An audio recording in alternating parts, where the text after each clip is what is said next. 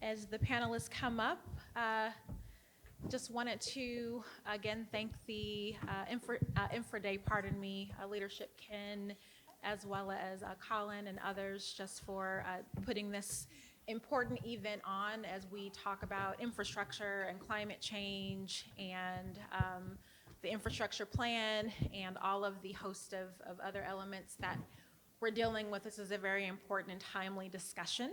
So I will formally introduce myself and kind of tee up the discussion and then join our panelists.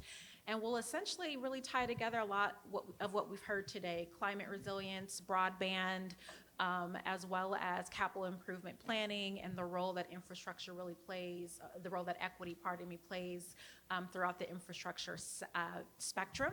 So again, I am Victoria Johnson, Global Equity Director with HDR Engineering. We provide architecture, design, and engineering services to public agencies at the federal, state, and local levels. Within my role, I lead an equity practice, essentially providing advisory services to your infrastructure leaders to really think about how do we integrate equity at the governance level through public policy, as well as through some of our procurement policies, as well as some of the capital improvement planning and programmatic projects that we steward. So in terms of infrastructure equity, what does that mean? So really, as we look at infrastructure across the spectrum: water, transportation, transit, aviation, the built environment, solid waste, infrastructure has a disproportionate impact on communities of color, as well as low-income First Nations, rural communities. So as we historically have designed, constructed, and operated and maintained our infrastructure, we really haven't looked at it through that social lens in terms of its impact on people. As we know, redlining as well as urban planning within the U.S. has separated communities. A lot of that was heavily based on income, race. So of course, as we've certainly progressed as a society, a lot of those harms are still very real. So as the last panel teed up with regards to climate change, ESG, sustainability, how are we reducing our carbon footprint? How are we going to develop climate solutions that are equitable? We need to ensure that those solutions also include the least of these. And what that means is acknowledging the different lived experiences of all people and the unique barriers that many of us face. So while all of us are experiencing climate change, for example, all of us are not equipped to respond to climate change in the same way. We certainly see what's going on in Jackson, Mississippi with regards to flooding. So a very good example of how, again, through redlining and some of the issues that we've inherited because of that, you have certain low-income residents who live in flood-prone areas. So because of that, they are disproportionately impacted, but don't necessarily have the resources to recover. So just quick example there. And then of course, as we've seen in Houston, of course, Hurricane Katrina, more recently, of course, in Dallas and the Gulf. So as we see climate change, that's a really good and direct example of how we are experiencing inequities through infrastructure, as well as transportation in terms of access. So how can we increase community benefits? How can we develop more people-centered infrastructure that benefits all of us through workforce development? As we see baby boomers retiring at an extremely high rate over the next 3 to 5 years, how are we ensuring that knowledge transfer is going to younger and more diverse professionals? How are we recruiting and exposing more Black and brown and younger people into the infrastructure space? And then also with regards to contracting and minority-owned businesses, women-owned businesses, how are we ensuring that the tremendous revenue that the infrastructure sector generates is equitably distributed to, again, more small, more minority, and more women-owned businesses? So before I sit, I of course we can't talk about infrastructure equity without talking about the bipartisan infrastructure plan, which is $550 billion allocated over the next few years across, again, transportation, water, climate change, as well as ports and a whole host of infrastructure markets, but essentially the beauty of this particular infrastructure, it's people focused. So there's a racial equity piece there, there's a workforce development piece there as we come out of the COVID-19 pandemic, and job loss has been tremendous. How can we put people back to work through infrastructure? How can we upskill and train individuals, particularly in the trades, individuals who may not necessarily go to four-year colleges but can earn a very good living through the trades? So essentially really bringing down the barriers, particularly also re-entry citizens. Also, you have second chance citizens, individuals who have been touched by the criminal justice system, who again have unique barriers to entry in the workforce. How can we recruit, train, and employ them with a lot of the opportunities that we have within our sector?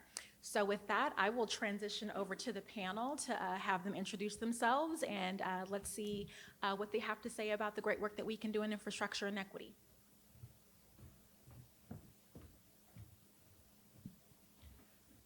Good afternoon. Thank you all for staying with us because I know it's been a very, very long day. My name is Aniesha Daniel. I serve as the Assistant City Manager in the City of North Miami, Florida. And it's great to be here with you all. I want to say to that last panel, phenomenal. I really, really enjoyed that presentation. So in North Miami, as the Assistant City Manager, I have the privilege of serving with all of the customer-facing departments. So that's your public works, that's your building department, that is your parks, housing and social services.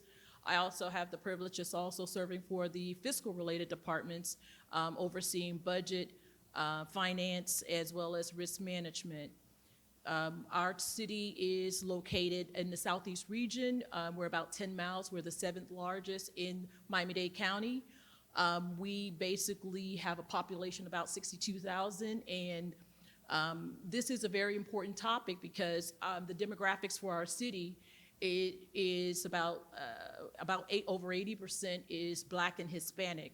And so when you look at those type of demographics and you start to realize that equity is definitely something that you really need to take into consideration when we're divided by an east and a west, and our one section being the more affluent section versus the other. So it becomes the have and the have-nots. So I look forward to having more conversation with you about this great topic. Hi, everyone. I'm Josh Humphries with the City of Atlanta. I serve as Director of the Office of Housing and Community Development. The work that we do, and really the vision set forth by Mayor Dickens, who was here this morning, is we want to create whole, healthy neighborhoods. When we think about affordable housing and fresh food access and education and good roads and sidewalks. Oftentimes those things are very siloed conversations, and they're scattered shot, and there's politics involved in how those decisions get made, and particularly we do a lot of work in affordable housing. It's a big stressor that we deal with in Atlanta, like a lot of other cities. You know, oftentimes I'll sit in rooms with affordable housing and we talk about unit count and unit count only and nothing but unit count, and we say, where are we at on the affordable housing unit counts? And then you look at it on a map and you're like, that's actually a really terrible location to have an affordable housing unit. There's no sidewalk. You got to wait an hour for the next bus that comes. It's not near a job center. There's no fresh food nearby. And that type of siloed thinking, it accomplishes a number on a chart, but as far as the quality of life of everyday Atlanta residents, oftentimes that's missed. And so our mayor's very committed to closing those gaps and bringing, he's a big tent mayor, brings a lot of people into the room together and says, let's solve this problem. Let's build neighborhoods that actually work for the residents of the city, that are housing. Our housing team works hand in hand with our public school system, which has not historically worked that way before. And so excited to talk about that today. And I think that, you know, historically the city, there's been a divergence of infrastructure investment and public dollar investment, the use of public land, and in a way that harms Black and brown residents of the city, that funnels certain resources to certain neighborhoods and cuts off other neighborhoods. And so I think the mayor working to bring those together and really increase the quality of life for residents, no matter your income level, no matter where you live in the city, it's a really important initiative. It takes a lot of hard work, bringing people together who have never worked together before, but excited to talk about that with you all today. My name's Adeline Collot. I work for the Upper West Side Community Improvement District. I am probably the smallest unit of government here. We represent about a 3 square mile area. We are a form of supplemental government, so we provide additional services on top of what the City of Atlanta provides. Our Community Improvement District is funded by commercial and industrial property owners, but we work really hard to incorporate the perspectives and the wants of the broader community that includes our residential base. So we're about 3 square miles. Our revenue is just over $1 million, so we have become really good and scrappy at winning grants, at leveraging funding, at working with commercial and industrial property owners to make sure that the community's wishes and the city's priorities all align with available funding opportunities.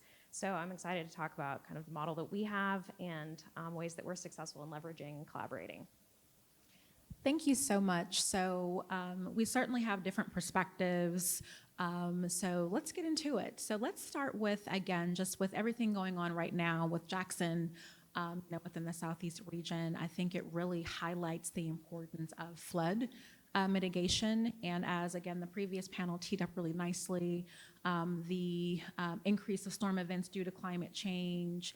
And as you mentioned, in somewhere like North Miami, you certainly have sea level rise and a whole host of different climate-related and water-related challenges.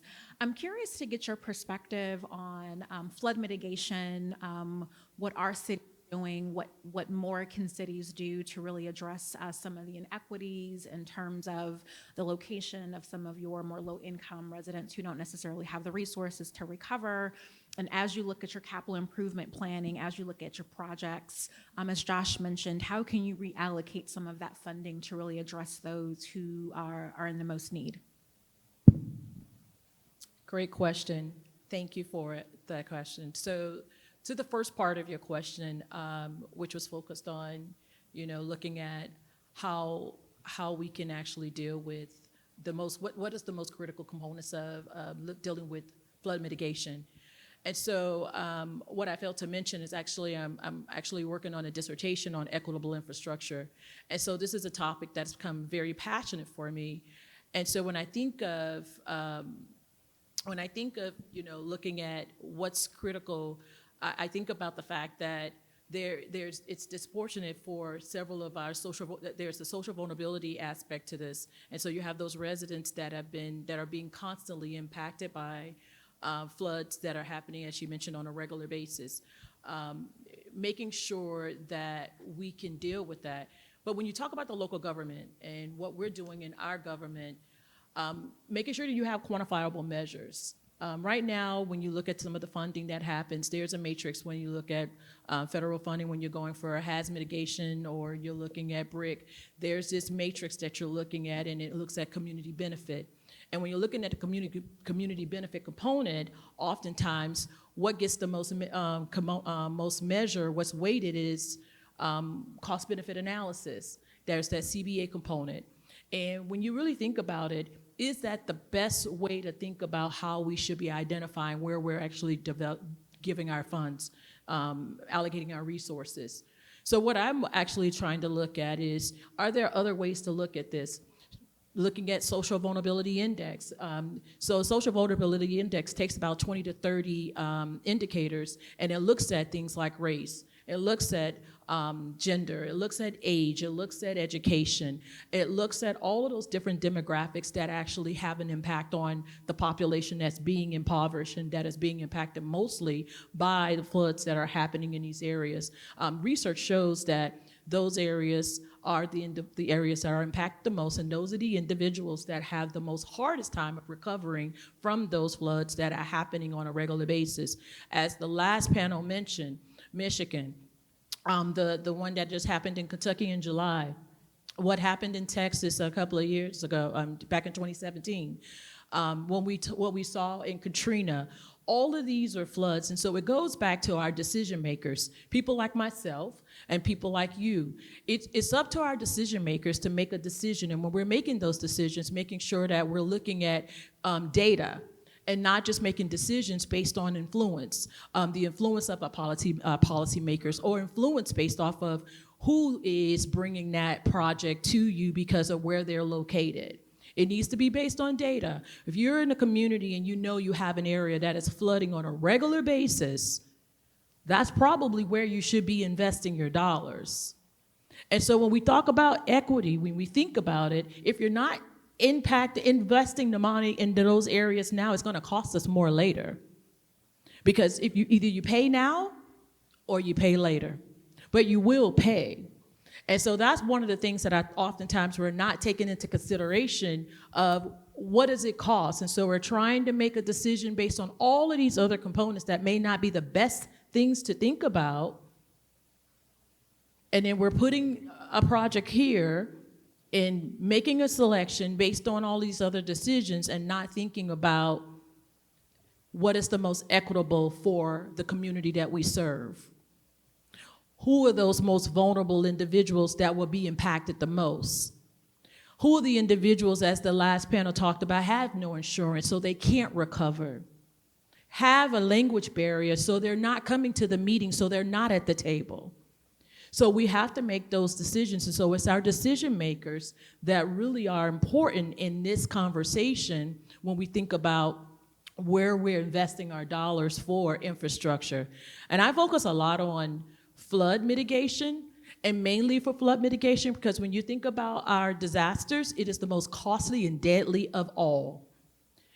If you think about hurricanes, tornadoes, all of those, it is the water that comes after that is actually causing the most devastation. And so those are some of the things that I think about, and some of the things that I think are most important in how our local decision makers should be making decisions on where they're investing their dollars, how they're selecting projects, and ensuring that the decision that we make today will protect our tomorrow. Well said. I certainly appreciate you walking us through that, and I want to highlight some of the points you made before we turn it over to Josh to talk about transportation and affordable housing. As you mentioned, these decisions should be data informed. So as we're very familiar with GIS mapping, we also have seen the US EPA also have an EJ screen tool. The White House also has a similar tool that will allow a municipality to look at your service area to really understand where your most vulnerable are located. So as you're looking at your CIPs, as you're receiving funding, whether it be, of course, through your ratepayers or through federal or other grant funding, how are you allocating that funding equitably to those most in need? Because as we addressed our aging infrastructure, to your point, you either pay now or you pay later.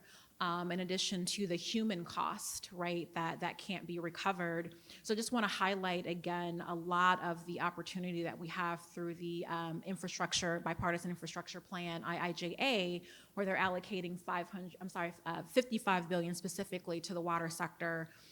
So how are we again proposing projects that again not only address the most vulnerable, but through again our technical solutions, how are we using data to identify those most in need and allocating dollars to uplift those communities? So Josh, I'd like to turn it over to you to really talk about affordable housing and transportation. We also know in the infrastructure space, there are tons of inequities in terms of access to transportation, affordability. There's also gaps in terms of where our transportation goes. And all of that, of course, is also connected to affordable housing. We also know that the increase of housing throughout the country has increased significantly, but particularly in the Southeast and, of course, right here in Atlanta. We'd love to get your thoughts on, as you mentioned, how do we, one, bring down silos to where, markets aren't, or agencies are just kind of working alone and not really looking at community development holistically.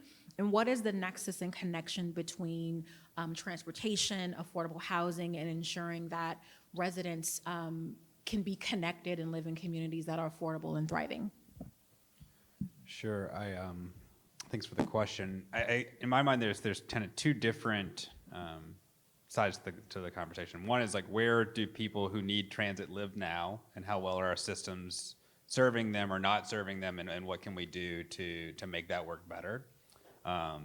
Do we have a large affordable housing set of affordable housing projects that are at terrible transit service, and how do we solve for that problem? Is that rerouting a bus line? Is that figuring out a transit expansion of some sort?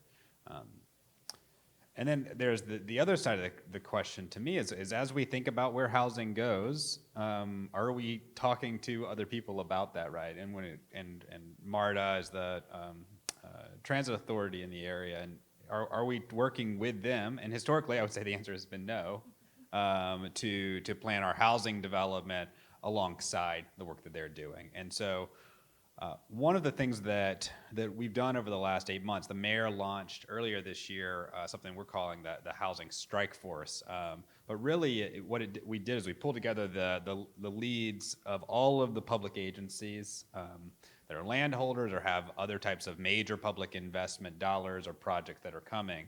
And the mayor asked, let's work on this together. One of the projects that I think ties in transportation and affordable housing well is there's a new development that's going down Campbellton Road, which is one of the key corridors in the city. It's long been structurally disinvested, right? I mean, it's for over a generation now.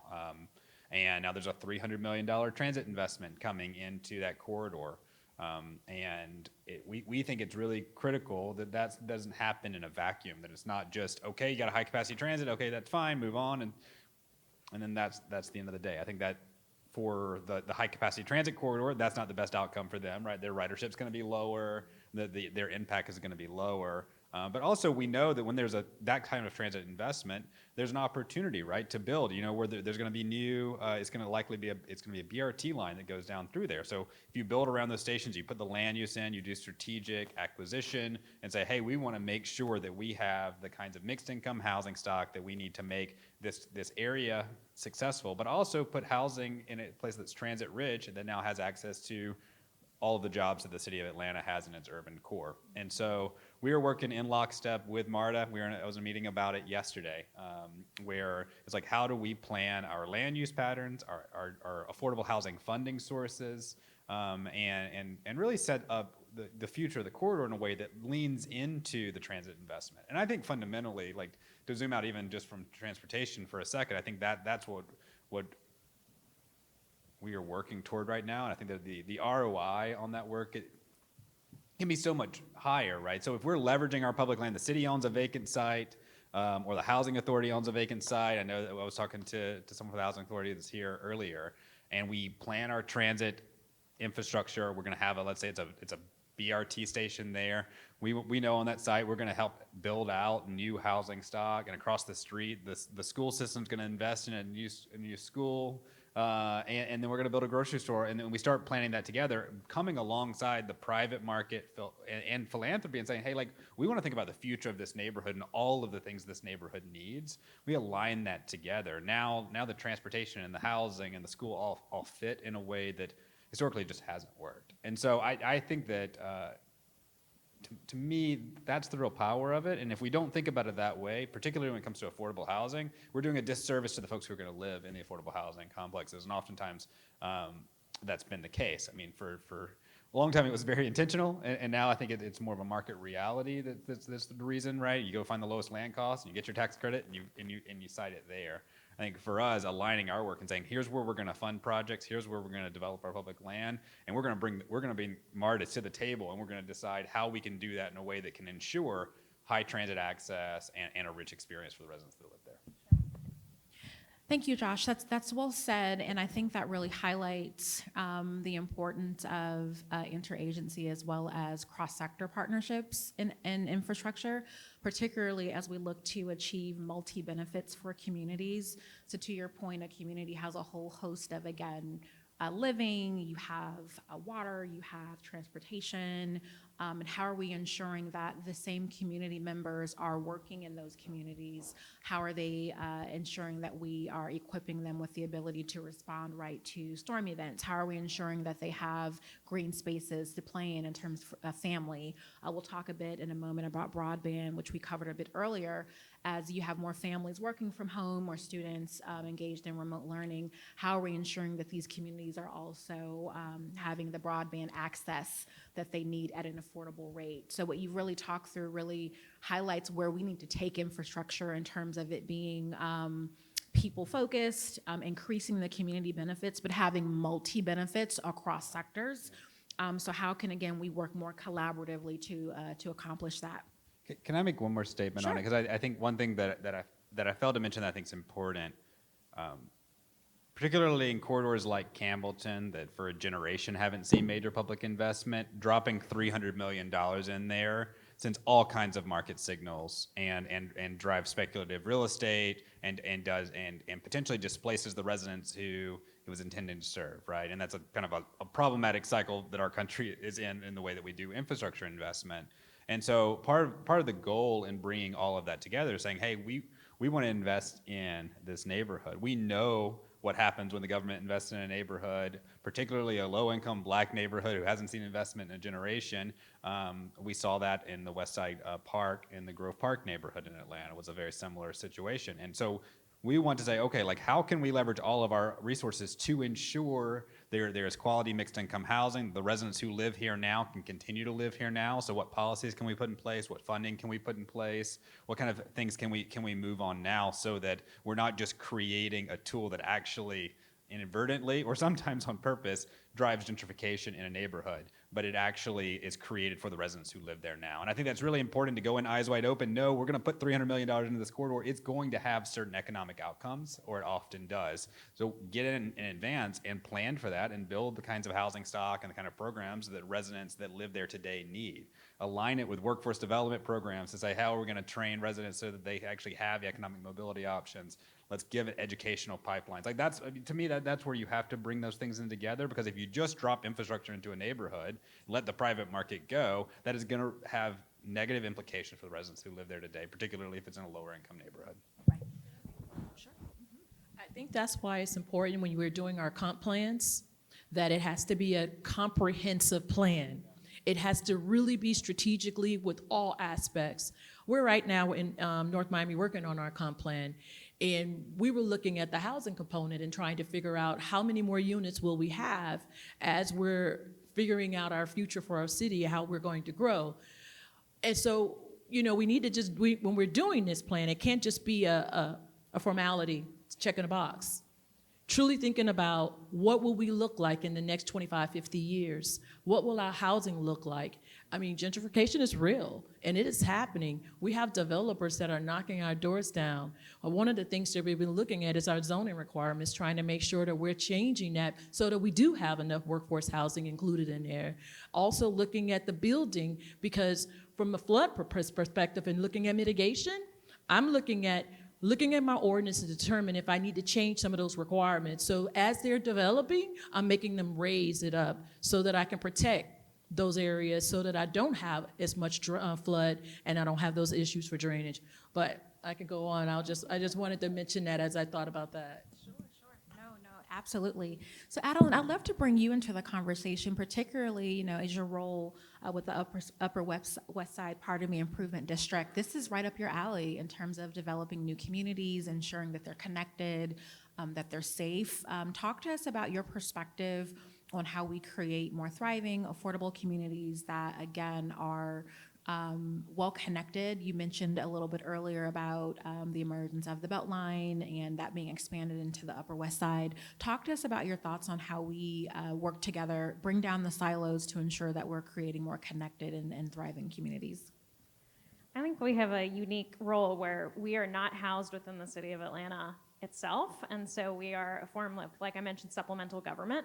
So when we think about our area and we think really strategically about the investment in just a 3 square mile area, we want to make sure that the projects that are being implemented are thinking more broadly and are breaking down those silos. So if there's a transportation project, have you coordinated with Watershed? Is Watershed thinking about stormwater impacts? How can we get projects that ultimately serve more than one subset of the community. Because when you think about equity and you say that a project is increasing equity in a community, it's realizing that even within that subset of the community, that project isn't going to address everyone's equity issues. So it's thinking through how can you bring in different sectors to make sure that while one project isn't going to be a silver bullet and improve quality of life drastically for every single resident, what are the small components that you can bring in to do that? So we like to think of the work that we do with our very nimble $1 million budget as urban acupuncture. So we want to focus on small targeted investments that cross different sectors, touch things like stormwater runoff, touch things like improving bike lanes, improving transit. We've had our smallest project, I think, was about $300, and it was working with a local nonprofit to fabricate these wood cubes that we put out at bus stops for seating. And our logo is a caboose, so we wrote, "Put your caboose goes here" on it, and they were $300. We built them 3 years ago, and they are so well loved. That was our first kind of foray into thinking, how can we quickly roll something out that is the equivalent of a tactical project?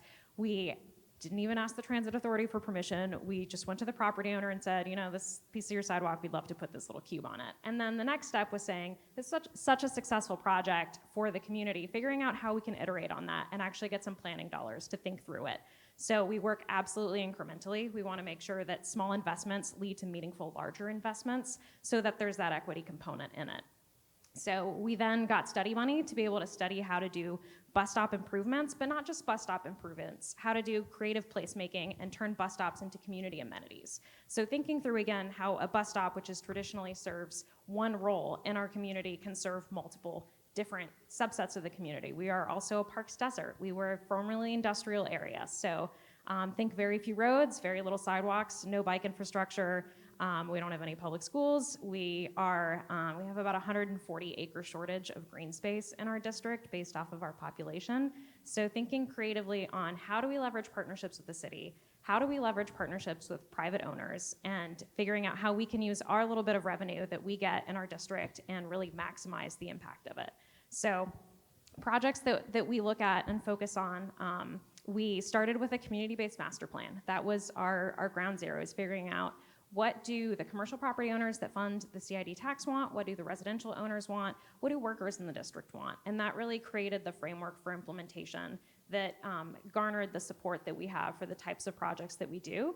It also put together a timeline for implementation on these things and potential funding partners. So that master plan really galvanized the community, and it was a catalyst for things like zoning recommendations. We're working on an overlay right now because we realized that a lot of people are skirting by an industrial zoning because in the city of Atlanta, it allows you to do residential, it allows you to have office space, and it also means that if you are redeveloping within your zoning rights, that you don't have to put in sidewalk improvements. And that for us is egregious. If somebody is investing millions of dollars in their building, that is our window of time to get a sidewalk put in and a bus stop improvement. So we are doing an overlay to essentially supplement the existing city zoning and make sure that improvements get made incrementally, and our partnerships between the private development community, our improvement district, the city of Atlanta, and then bringing in philanthropy partners as well. Great. That was a really good overview of how we can, again, work together more collaboratively and bring down those silos. I'd like to shift us over to meaningful engagement with communities. We can't talk about equity and infrastructure without talking about how do we more meaningfully engage with the people impacted. Again, historically, we understand that through public policy, decisions were made, right, that were not good for many of us. So as we talk about equity and infrastructure from a public perspective, also from a private sector perspective, how can we really move beyond informing the public about what's going to happen and really start engaging them? But I like to coin the term meaningful engagement because so far engagement has really just been a fancy way of saying this is what's going to happen, just an FYI. So how do we, as we think about planning, right, before we even get into design, construction, how do we really engage, our communities early enough so where feedback can be taken into consideration and incorporated into ultimate decisions? And then also, how do we engage them in solutions? Many communities that are impacted For example, you have the West Atlanta Watershed Alliance, where that's a body of community members who have for so long developed their own solutions. So how can we, instead of local municipalities coming into a community and telling them what they need, a private sector firm coming in and designing something and then informing the community afterward, how can we go about really engaging communities early and really providing meaningful engagement so their feedback and their solutions are implemented into ultimately what we deliver?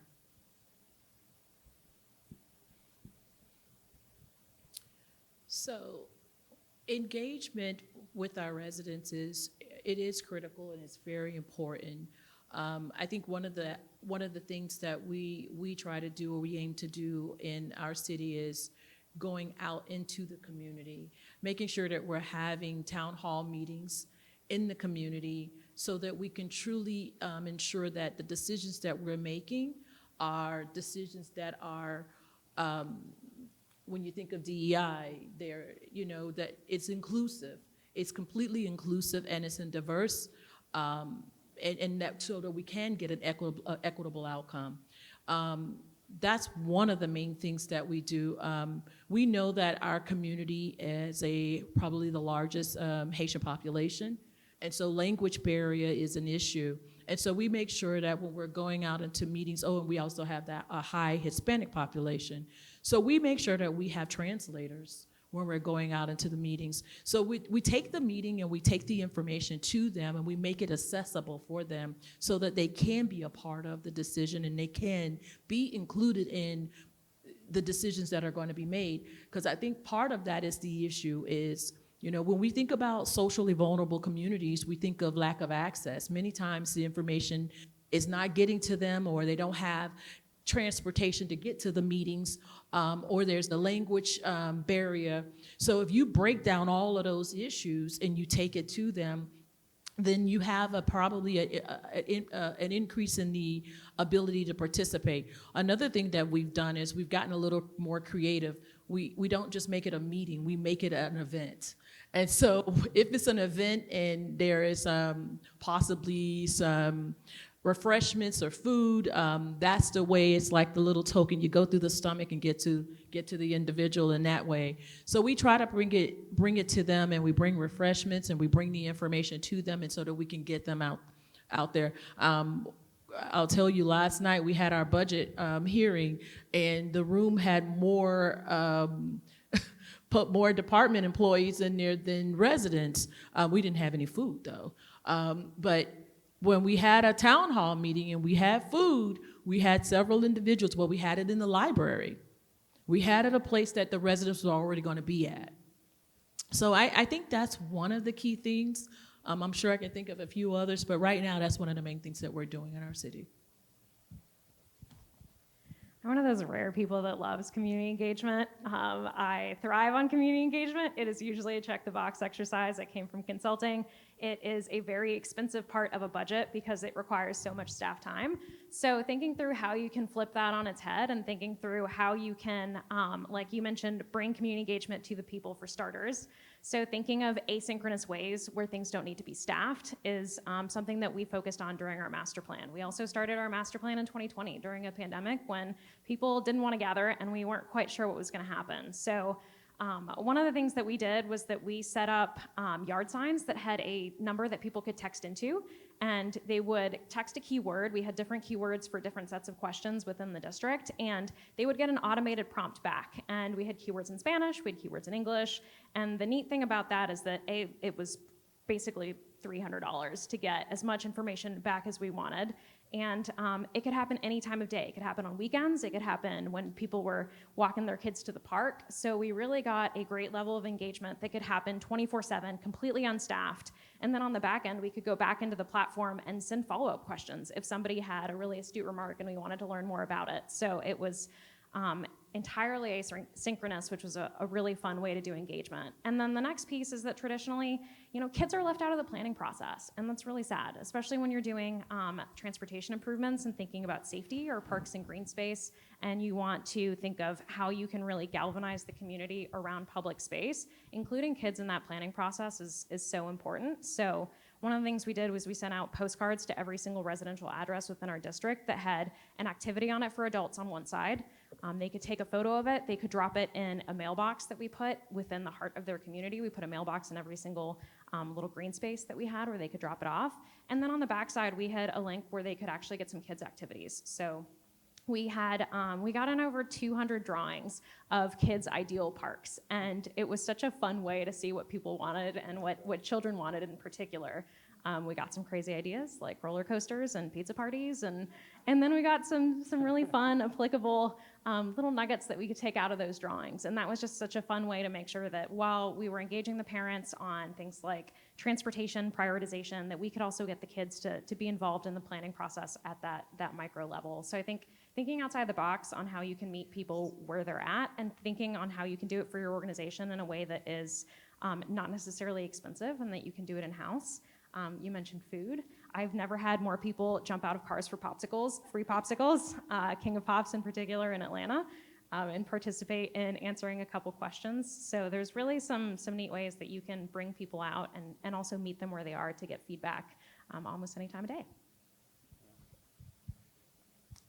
I think one thing for us that we want to focus on and is a big priority is Mayor's fond of calling it planning while doing. We've got a lot of communities throughout the city that have gotten master plans like that done, and then 10 years later, they're like, we should update the master plan. And I'm like, okay, well, what have you done? Well, none of this. And so it's been a little endemic in Atlanta of planning and not a lot of back-end implementation, or plans that include roller coasters that don't make any sense. And actual like stuff like that in some of the plans, you'll read through them like, who put this into a document adopted by city council? There's no financial case for it. It makes no sense. We have no idea how we're going to pay for it. And so I think that, at least for us in a lot of the neighborhoods that we're working in, building trust with like, let's work through concrete projects we can actually implement, find the funding, and then work with the residents about how do we actually implement that, but bring the partners to the table who can do the work and go find the funding to do it, and build trust one project at a time in the corridors that we're working in. Because there's a lot of lack of trust of like, we can talk all day about this, but are we going to actually see this through? And I think that type of trust building exercise is a really important part of meaningful engagement, because as you build that trust with feedback on the ground in real time with residents involved in that, those are tactile projects that are actually impacting their lives. And that the next project that comes, they got a little more faith that it's actually going to happen, and there's a little bit more engagement. There's a broader group of people because they're like, hey, they actually did the last thing they all got. They sent me an email about, and I think that actually expands the group of people who want to be involved when they see action happen in their neighborhoods. So that's one thing I would mention. The other thing that we're really focused on is there are a lot of areas in the city that don't have strong community development corporations, that have gaps where there's no real civic health on the ground, right? We talk about all the different things needed to make a healthy neighborhood. Having a healthy civic organization on the ground. I don't really mean neighborhood association, although I think it's good, important to have those. But I'm thinking like a community development corporation who actually thinks about like land acquisition development, what's our main street economic development strategy or housing strategy that is able to actually implement on like core needs of the neighborhood, that builds trust at the neighborhood level, that knows the nuances in and outs of this block needs that and that block needs that, and then really works with other partners, city and other public agencies, brings in private financing and the like. There's a lot of neighborhoods in the city that don't have that. I think the healthiest cities I've seen around the country are ones that have really strong organizations on the ground level, neighborhood by neighborhood or area by area. And so we're focused on building that capacity, right? Building on the capacity on the ground. How do we funnel funding into those organizations? Like we talked about workforce development briefly earlier. Like, how do we get workforce development into those types of organizations so it's not like come down to the ivory tower downtown and get a workforce development training and your resume worked on. It's like, hey, just down the street, it's Joe who works there, and I know Joe. He lives in the neighborhood and works for this neighborhood organization, and he's going to help me figure that out. And so I think creating these centers of gravity in neighborhoods, that's part of building that type of community, because then you have a trusted organization on the ground that city and other partners can work with to identify projects, identify funding, and implement them, rather than trying to create that groundswell yourself as an outsider, as the city government or something else. Creating those civic institutions on the ground is really important. That's well said, and I certainly want to open it up for questions. We've got about 5 minutes left, but I want to pick up on something that you said, Josh, is workforce development. And that is a critical piece of equity and infrastructure. Too often we've seen projects take place in urban centers where the residents are predominantly Black, brown, immigrants, low income, but they are not employed on those project sites. We've seen contractors again and again bring in labor from other states or other parts, of a region. So you have all this revenue, right, being generated through neighborhoods that are not participating, and that's a really key issue with regards to economic development and community wealth building. So through infrastructure, and this is another really strong piece of the infrastructure plan, is how through infrastructure can municipalities employ the constituents in your neighborhoods. When you're developing a project, when you're constructing a project, how are you ensuring that the individuals in the community are working in a partnership with you to build those projects? We focus a lot on supplier diversity, which is very important, but also taking it down a layer to not only ensure that minority and women-owned businesses are partnering with you to design and build projects, but also how are you engaging your local residents who live in those zip codes? So that's certainly something we need to be thinking about with regards to equity and infrastructure. But with that, I will open it up for a few questions before we move to close. Any questions or comments from the audience?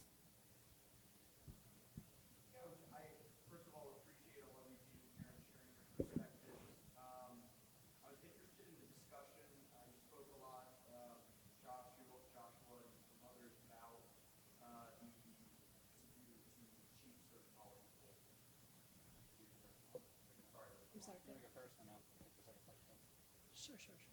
So, to the two pieces that you mentioned, when you think about influence, well, let me take your first part of your question. You talked about the zoning component. I think going back to part of our conversation, it's looking at those master plans. Is it worth it? Absolutely. But as you have a master plan or a comp plan, it will tell you what your community will look like, or at least have that conversation with your policymakers about what you want to look like when you're taking, when you're identifying the vision for your future. So based on that, you will make some changes. So we've made a lot of changes recently, changing some of our zoning, doing transit overlay districts that were not there before, extending certain things that were not there before. And so we've made different extensions based on what we want, and hearing our residents. I mean, we had a meeting the other day, and we were changing one area to a bayshore zone by the water, and we had over 100 residents come out because they didn't want to go to 200 feet. That was just something that they were not willing to go for, and they came out in droves on a bus. And we ended up having another meeting and reducing it back down to 115 feet, where they will not lose their view from the bay. And so it's worth the fight. Romney, when you talk about, I think, what was the second part of your question? Something with regards to affluence? Oh yes. I pride myself on data. I actually am a Six Sigma certified, and so when you think about data and data analytics, it's important. And so when you follow the data will help you to make the right decisions. I'm a true believer of that. And so when you're looking at the data, it'll tell you that's where you're having a flood. And so when you're seeing every storm or every rain that takes place, that there's a flood, but then when it comes to you're working on your CIP, you're putting money over in this area, it doesn't align. It's just not making sense. And so I believe when I'm meeting with my public works director, I'm looking at data. I'm asking questions. How often is this area flooding? Why are you making a decision to put dollars over here if this area is constantly flooding when we have a regular day rain? So I believe that data is important, and influence is real, Because sometimes you'll have your politicians who may be up for election that will say, well, no, I need money here because their constituency is asking for a project in this area. But it goes back to just sometimes you have limited resources. It goes back to what the young lady mentioned earlier, leveraging those dollars by actually looking for grants and looking for additional funding so you have additional capacity to do additional projects. But in the end of the day, there's only so much money, and there's always more projects than money. And so it goes back to the decisions that you make and making sure that you're making decisions based off of data and that it's quantifiable and that it makes sense for your constituency. I know we're a minute over time, so I'll be brief. I think the short answer is that we need to look at every tool we have to address kind of the one of the fundamental issues we're facing in the city, and that's lack of housing supply to meet a surging population, right? And so we need to build housing, but it's not just a unit count. Again, like the nuanced kind of housing stock that meets the needs of the residents. We need subsidized low-income housing. We need middle-income housing, smaller units, bigger units. We need a diverse housing stock because we have a diverse city and a diverse set of needs. And so zoning is one of the tools I think that we absolutely need to look at. But there are a lot of other tools that I think we have to look at as well too, with the main goal of are we creating the kinds of housing that the residents that live here now and are moving here need, and what can we do to take pressure off of that market so that housing costs don't continue to go up and harm the residents that are most vulnerable to those rises. We help coach our neighborhoods on community benefits agreements when a development comes through and needs a zoning variance or trying to upzone a property. And so a lot of our neighborhoods are very successful in what could be considered technically an exaction from the developer, but they get a pot of funding out of that developer for offsite improvements to offset some of the impacts that they've are putting on the transportation network. So right now we're working with one of our local neighborhoods. They are getting $70,000 out of development at certificate of occupancy, and they're spending that $70,000 on crosswalks, on pedestrian hybrid beacon. They're leveraging that funding against our CID funding. And so that's how we see infrastructure improvements that are really designed by the community for the community, but using private dollars. Well, thank you so much for a great discussion on infrastructure and equity. So as we move to close, hopefully that was informative, and we literally just scratched the surface. So I'm sure that folks are itching to close the day out and get to the reception. So before I turn it back over to Ken, just want to highlight a few points. Again, as we've heard with regards to whether it's water, transportation, affordable housing, how are we working more proactively with communities? We certainly have an opportunity through infrastructure to uplift communities, to address gentrification, anti-displacement, also bringing, again, a younger, more diverse future with regards to professionals in the infrastructure sector. So hopefully we can continue this discussion and really move to getting to some outcomes, and really want to reiterate that the bipartisan infrastructure plan is really an opportunity, I believe, that we have to really create some more equitable outcomes. So again, let's continue to think about whether it's, again, big picture governance, policy, programmatic, or down to the project level, as Josh mentioned. How can we be more proactive about developing more people-focused and socially conscious infrastructure?